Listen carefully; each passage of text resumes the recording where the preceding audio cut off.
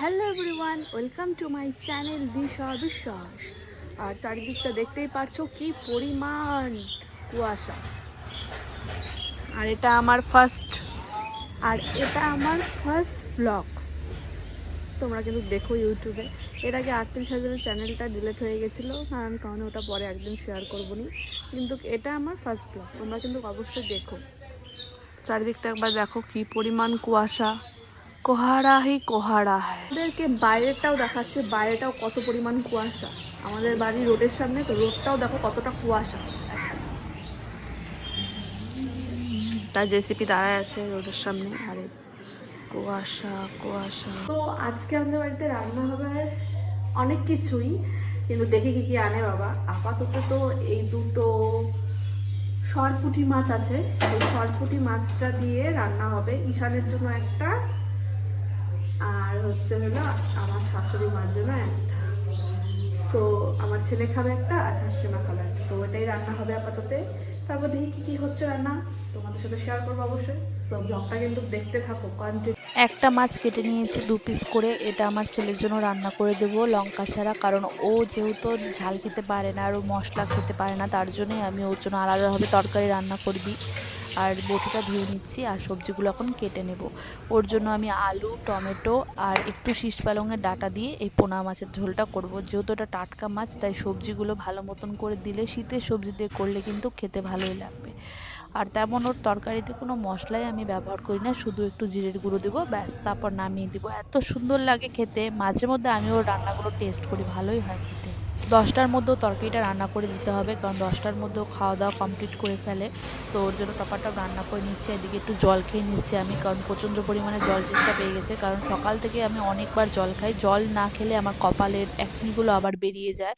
আর এই দেখো জিরা ফোড়ন দিয়ে আমি ওর তরকারিটা টপাটপ রান্না করে দিচ্ছি। সম্পূর্ণ রান্নাটা তোমাদের সাথে শেয়ার করতে পারিনি, কারণ সব সময় সব ক্লিপ নেওয়া সম্ভব হয়ে ওঠে না, আরও কাজকর্ম থাকে। যেহেতু এখন ছোট দিনের বেলাতে খুব অল্প সময় আমার হাতে থাকে, আর ছোট দিনের বেলাতে সকালবেলায় ঘুমের থেকে উঠাও যায় না, কারণ শীতকালের দিন এটা প্রচণ্ড কষ্ট হয় সকাল সকাল ঘুমের থেকে উঠতে।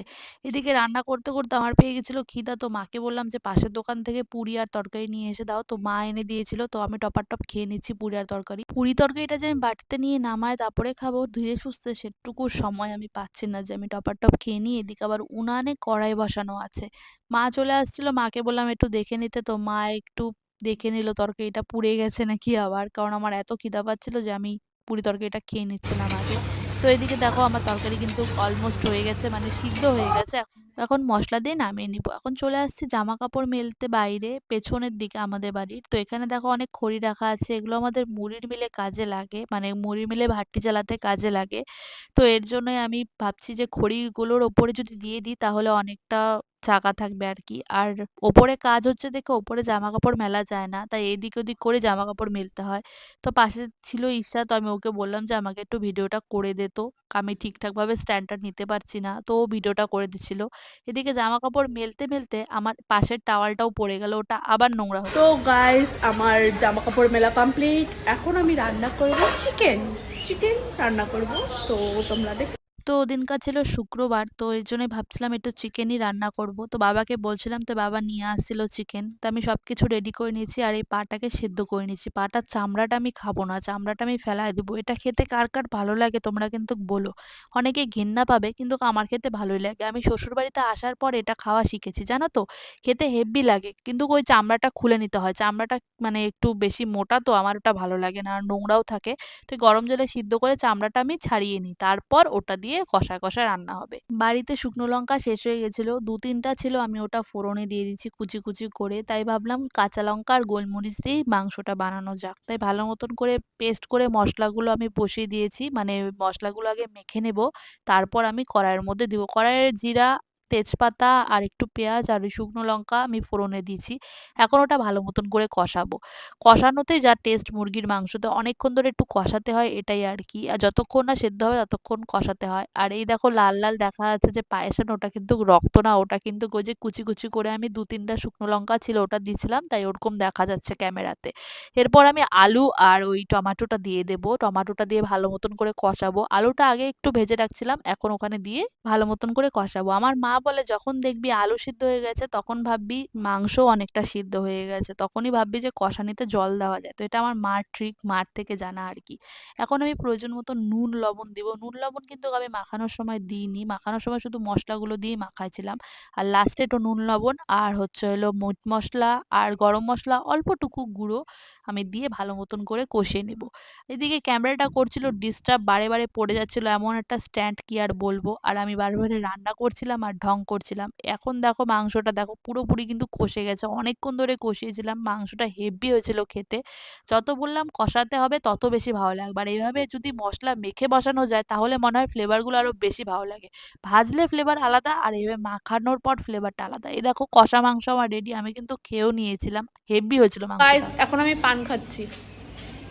আমার মতন কে কে পান খাও তোমরা কিন্তু অবশ্যই বলো। এখন আমাদের নতুন ঘরে চলে আসছি। এই পাশে হলো আমাদের, ওই পাশে আমাদের দোতলা হচ্ছে, দোতলার রুম হচ্ছে। সবে শেয়ার করব, ইউটিউবের টাকা দিয়ে গাইস বাড়ি বানিয়েছি, অবশ্যই শেয়ার করব। না না গাইস, ইউটিউবের টাকা দিয়ে না, এটা আমার বর বানিয়ে দিচ্ছে কষ্টের টাকা দিয়ে।